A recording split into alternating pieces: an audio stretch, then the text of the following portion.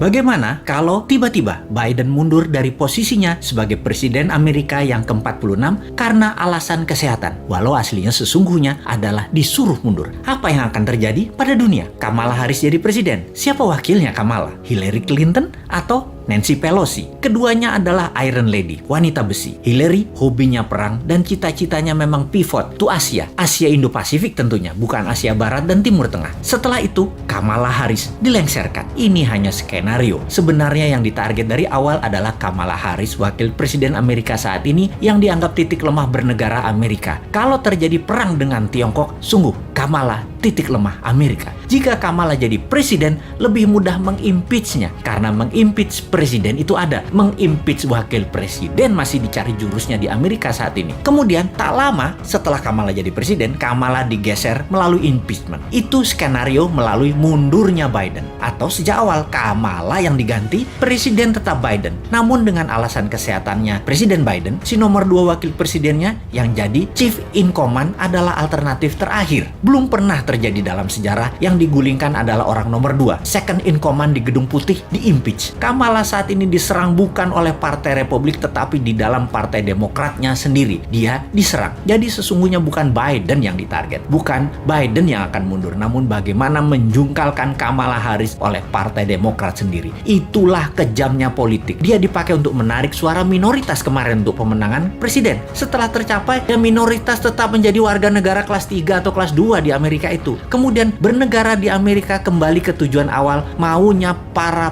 plutokrasi di Amerika. Plutokrasi adalah segelintir orang kaya mengendalikan negara. Plutokrasi dan oligarki di Amerika menggunakan negara untuk mencaplok negara lain dan merampok rakyatnya sendiri. Amerika itu negara swasta. Negara lawannya yang oposisi persis yaitu Tiongkok. Tiongkok negaranya dikendalikan pemerintah otoriter partai komunis atau negara partai. Itulah bedanya Amerika dengan Tiongkok. Indonesia, 7 presiden adalah negara partai, terutama 3 presiden terakhir, di mana swasta hanya dapat porsi 20%, yang 80% pemerintah. Nanti ketika new mind terjadi, maka terbalik. 80%-nya swasta, 20%-nya pemerintah. Indonesia jadi negara swasta, namun bukan swastanya plutokrasi dan oligarki, tetapi strong UKM. Itu beda.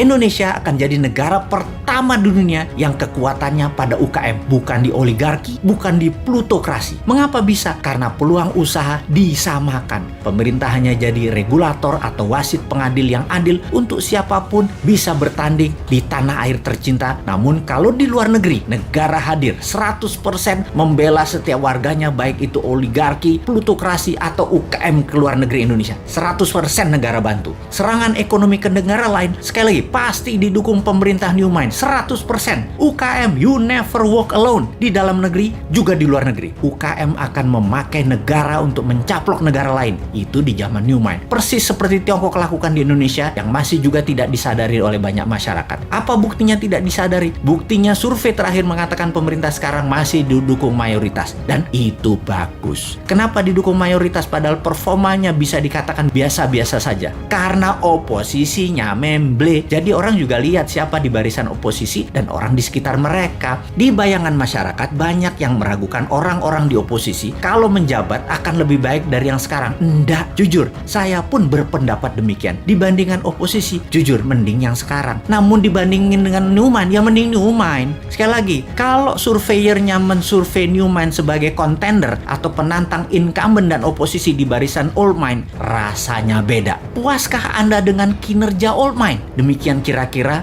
kalimat surveinya. Lalu dibandingkan dengan konsep New Mind, mana kira-kira pilihan masyarakat terhadap dua konsep bernegara itu? Siapa yang bakal unggul? Siapa yang bawa Indonesia 100 tahun di tahun 2045 menjadi negara superpower? Old Mind atau New Mind? Sekali lagi, sungguh kalau ditanya, di dalam Old Mind itu ada siapa? Oligarki di situ, politikus kawakan di situ, duit di situ, pejabat di situ, jabatan di situ. New Mind punyanya cuma semangat doang, tetapi berani. Kesimpulan, kita akan berhadapan di 2024. See you at 2024.